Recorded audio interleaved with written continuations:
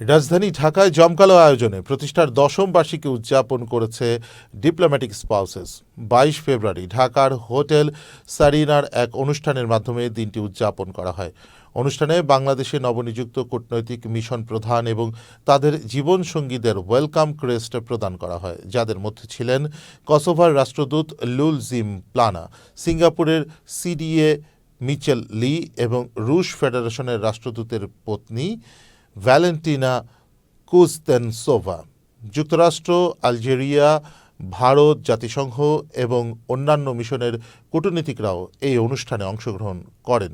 অনুষ্ঠানে প্রধান অতিথি হিসেবে উপস্থিত ছিলেন সাবেক বাণিজ্য মন্ত্রী জনাব আমির খসরু মাহমুদ চৌধুরী।